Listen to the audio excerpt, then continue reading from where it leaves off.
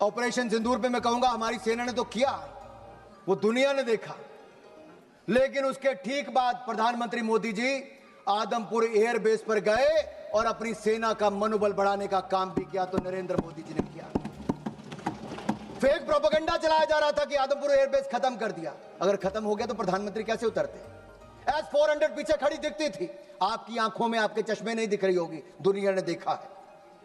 यही नहीं, मैं आपको यह कहना चाहता हूं, न्यू रूल ऑफ एंगेजमेंट में हमने तय कर दिया है, कोई भी आतंकवादी घटना को एन एक्ट ऑफ वॉर माना जाए। और न्यूक्लियर ब्लैकमेल की जब बात चलती है, अटल बिहारी वाजपेयी जी ने भी स्पष्ट कर दिया था और नरेंद्र मोदी जी की सरकार ने तो कह ही दिया है, हमने एस्केलेशन भी नहीं की, हमने केवल आतंकवादी ठिकानों को प्रहार किया। लेकिन जब पाकिस्तान ने हमारे सेना या सिविलियन ठिकानों पर प्रहार करने का प्रयास किया तो हमने ऐसा जवाब दिया है कि कांग्रेस नहीं, पाकिस्तान सदा याद रखिए, गलती से। मैं जहां तक सिंधु डैम की बात है, इंडस वाटर ट्रीटी को हमने सस्पेंड किया है। आपके कुछ नेताओं ने कहा, जो आपकी गठबंधन में सरकार में थे, उन्होंने कहा पानी दे देना चाहिए पाकिस्तान को। प्रधानमंत्री मोदी ने कहा सिंधु में पानी और खून, सिंधु नदी का पानी और खून एक साथ नहीं बह सकते, तुम हमारा खून बहाओगे, तुम्हें पानी नहीं पिलाएंगे। मैं इतना जरूर कहूंगा, पाकिस्तान चाहे जितना मर्जी सिर पटक ले, नाक रगड़ ले, सिंधु डैम के गेट नहीं खुलेंगे, नहीं खुलेंगे।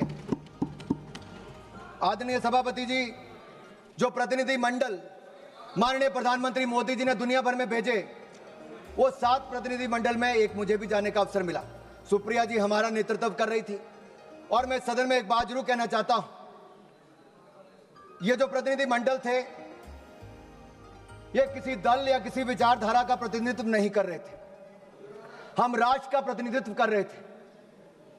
हमारे मत अलग हो सकते हैं, हाँ, हमें मतांतर हो सकता है, मत भिन्नता हो सकती है, मन का भेद हो सकता है, लेकिन जब राष्ट्र का प्रश्न हो तब हम एक हैं, हम एक मत हैं, हम भारत के पक्ष में हैं, हम सबके लिए राष्ट्र सर्वोपरि है। और मैं कह सकता हूं कि 7 के 7 प्रतिनिधि मंडलों में किसी भी दल का कोई भी सांसद होगा, उसने दलगत राजनीति से ऊपर उठकर देश की बात की। आज पूरे सदन की ओर से मैं उनका धन्यवाद करता हूं, उनको नमन करता हूं।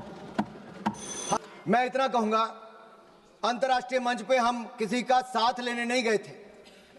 भारत ये बताने गया था कि भारत अपने दम पर आतंकवादी के आकाओं को मुंह तोड़ जवाब दे सकता है, और हमने मुंह तोड़ जवाब दे दिया है।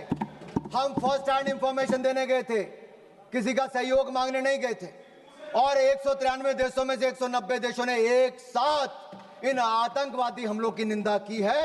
ये नरेंद्र मोदी जी का दिखाता है। और यही नहीं, मुस्लिम देशों में भी पाकिस्तान को अलग थलग करने का काम किया, आतंकवाद के खिलाफ एक वैश्विक माहौल बनाया।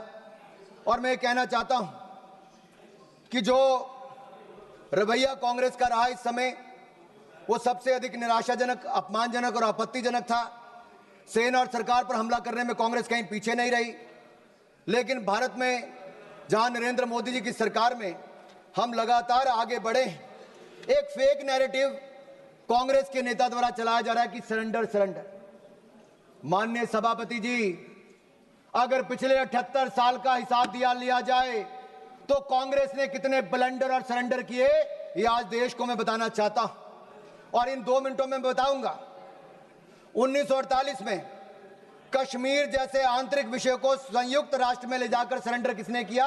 कांग्रेस ने। 1950 से 60 के दशक में एक्साई चीन को बंजर जमीन कहकर चीन की झोली में डालने का ब्लंडर किसने किया? कांग्रेस ने। 1954 में तिब्बत के अधिकार को छोड़कर चीन को कब्जा करने का स्वीकार किसने किया? कांग्रेस ने।